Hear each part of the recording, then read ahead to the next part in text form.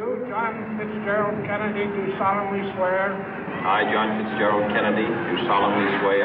That you will faithfully execute the office of President of the United States. That I will faithfully execute the office of President of the United States. And will, to the best of your ability. And will, to the best of my ability. Preserve, protect, and defend the Constitution of the United States. Preserve, protect, and defend the Constitution of the United States. So help you God. So help me God.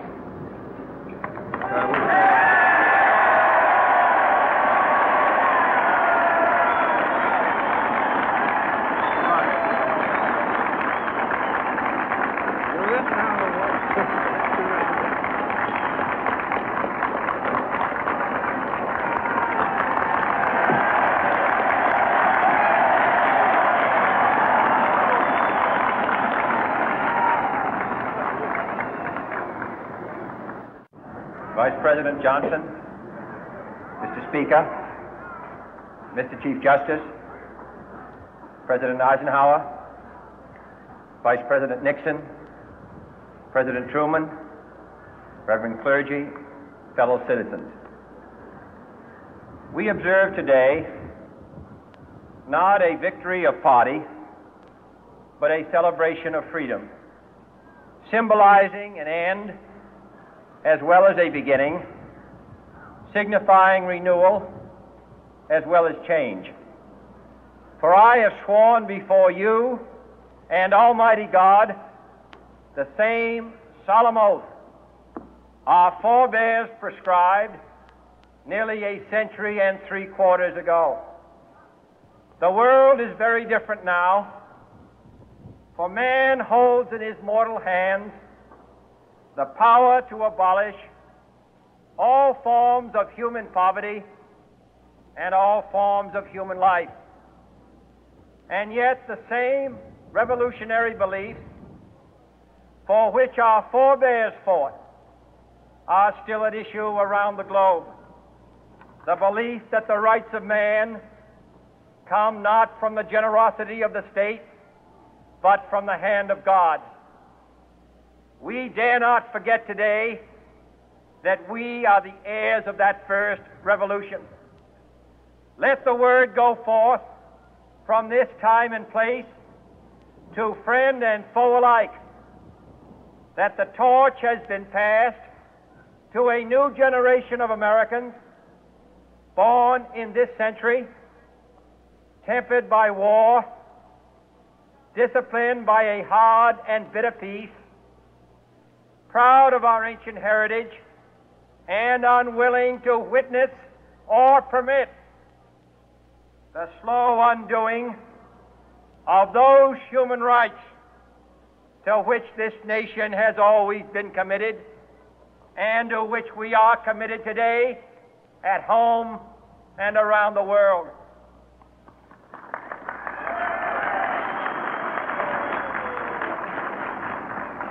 Let every nation know, whether it wishes us well or ill, that we shall pay any price, bear any burden, meet any hardship, support any friend, oppose any foe to assure the survival and the success of liberty.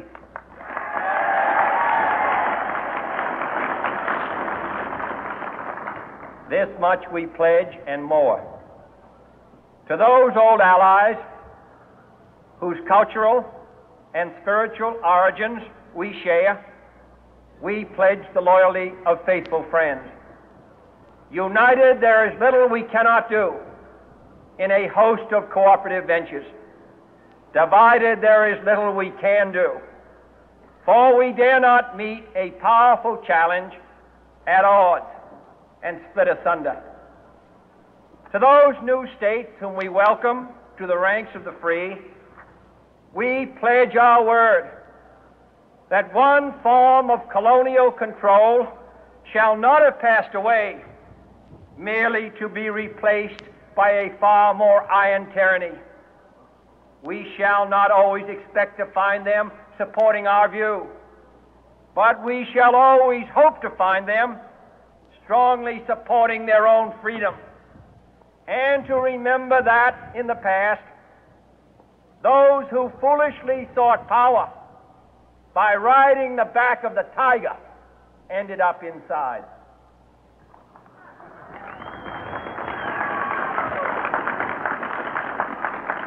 To those people in the huts and villages of half the globe struggling to break the bonds of mass misery, we pledge our best efforts to help them help themselves for whatever period is required, not because the communists may be doing it, not because we seek their votes, but because it is right. If a free society cannot help the many who are poor, it cannot save the few who are rich.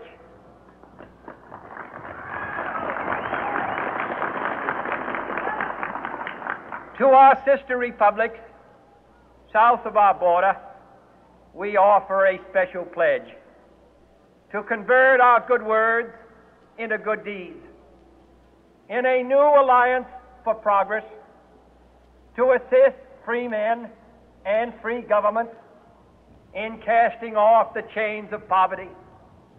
But this peaceful revolution of hope cannot become the prey of hostile powers.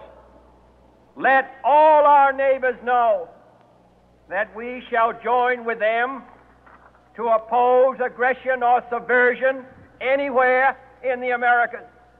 And let every other power know that this hemisphere intends to remain the master of its own house.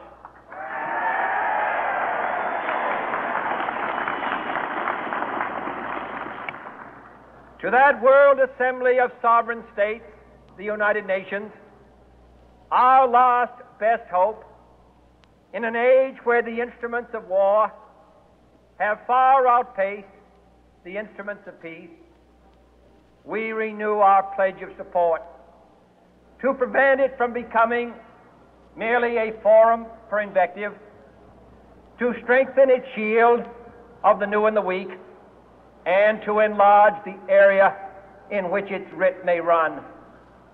Finally, to those nations who would make themselves our adversary, we offer not a pledge, but a request that both sides begin anew the quest for peace. Before the dark powers of destruction, unleashed by science, engulf all humanity in planned or accidental self-destruction, we dare not tempt them with weakness, for only when our arms are sufficient beyond doubt can we be certain beyond doubt that they will never be employed. But neither can two great and powerful groups of nations take comfort from our present course, both sides overburdened by the cost of modern weapons, both rightly alarmed by the steady spread of the deadly atom, yet both racing to alter that uncertain balance of terror that stays the hand of mankind's final war. So let us begin anew, remembering on both sides that civility is not a sign of weakness, and sincerity is always subject to proof. Let us never negotiate out of fear, but let us never fear to negotiate.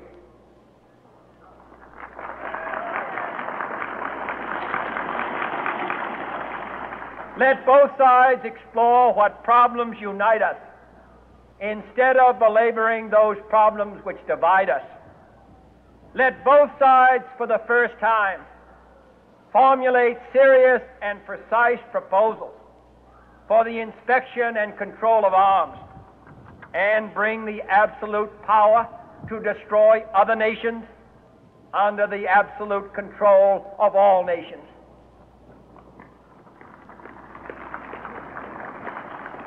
Let both sides seek to invoke the wonders of science instead of its terrors. Together, let us explore the stars, conquer the deserts, eradicate disease, tap the ocean depths, and encourage the arts and commerce. Let both sides unite to heed in all corners of the earth the command of Isaiah to undo the heavy burden and let the oppressed go free. And if a beachhead of cooperation may push back the jungle of suspicion, let both sides join in creating a new endeavor, not a new balance of power, but a new world of law, where the strong are just and the weak secure and the peace preserved. All this will not be finished in the first 100 days, nor will it be finished in the first 1,000 days, nor in the life of this administration, nor even perhaps in our lifetime on this planet. But let us begin.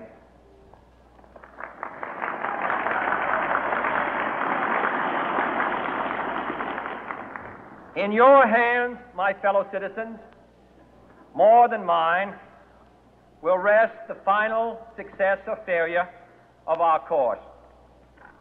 Since this country was founded, each generation of Americans has been summoned to give testimony to its national loyalty. The graves of young Americans who answered the call to service surround the globe. Now the trumpet summons us again, not as a call to bear arms, though arms we need, not as a call to battle, though in battle we are, but a call to bear the burden of a long twilight struggle, year in and year out, rejoicing in hope, patient in tribulation, a struggle against the common enemies of man, tyranny, poverty, disease, and war itself. Can we forge against these enemies a grand and global alliance, north and south, east and west, that can assure a more fruitful life for all mankind? Will you join in that historic effort?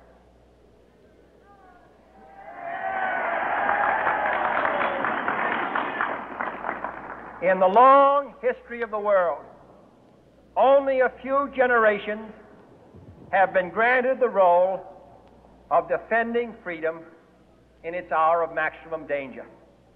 I do not shrink from this responsibility. I welcome it.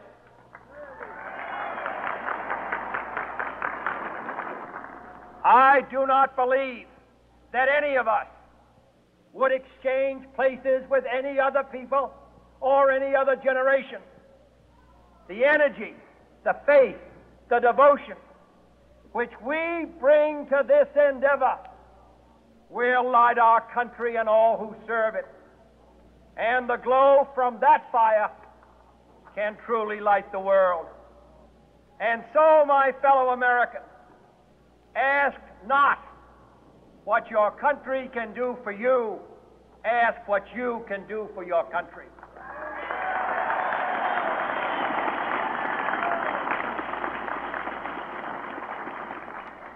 My fellow citizens of the world, ask not what America will do for you, but what together we can do for the freedom of man.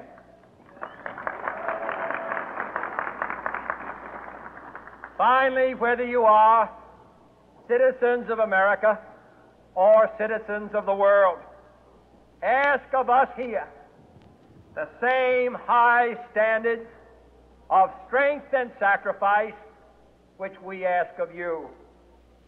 With a good conscience, our only sure reward, with history the final judge of our deeds, let us go forth to lead the land we love, asking His blessing and His help, but knowing that here on earth God's work must truly be our own.